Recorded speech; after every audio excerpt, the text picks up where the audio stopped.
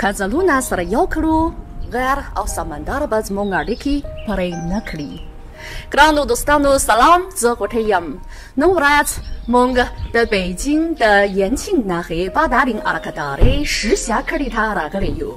不能拿你 video 一 program 去吧，他说他热情的都得是花拉去毛娃的下黑怕你怕巴布马路马我让这克路。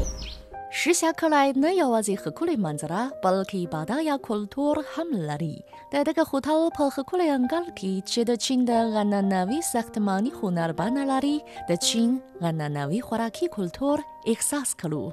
Pachinki yamatashta chewai خوراکی مواد د چینایانو په زرونو کې د آسمان په شان ډېر مهم مقام نیسي. نو له دې څخه څرګندېږي چې خوراکي کلتور د چین د دودیز کلتور یوه مهمه برخه ده. د شاهي پنیر د جوړونې مهارت څو سوه کلن تاریخ لري او په لومړیو وختونو کې دغه پنیر د مانکام له لورې جوړېده او د چین مشهور دودیز شاهي خوراک بلل کېږي.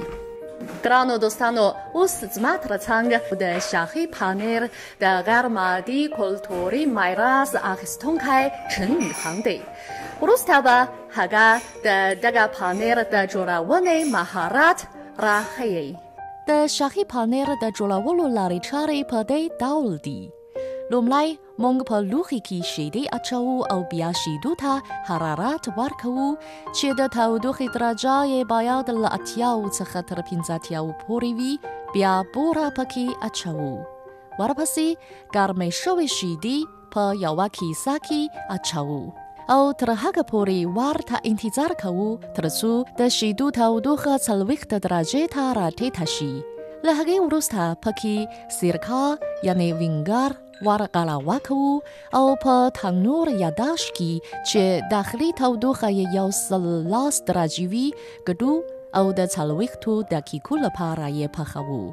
دغه کاسه تر سړېدو وروسته په یخچال کې له 2 څخه تر 3 ساعتونو پورې ګډو او له دې وروسته به پنیر جوړ او د خوړلو لپاره به چمتو وي. ګرانو دوستانو اوس زما په لاس کې شاهي پنیر دی.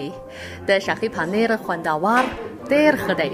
نو که چیرې تاسې بیجینګ ته راشئ هرومرو دغه پنیر وخورئ او خوند یې به ستاسې په خاطره کې تل پاتې شي. ګرانو دوستانو د شاهي پنیر په اړه نننی ویډیویي پروګرام په همدې ځای پای ته ورسید. ستاسو د کامیابۍ او خوشحالۍ په هیله خدای پامان.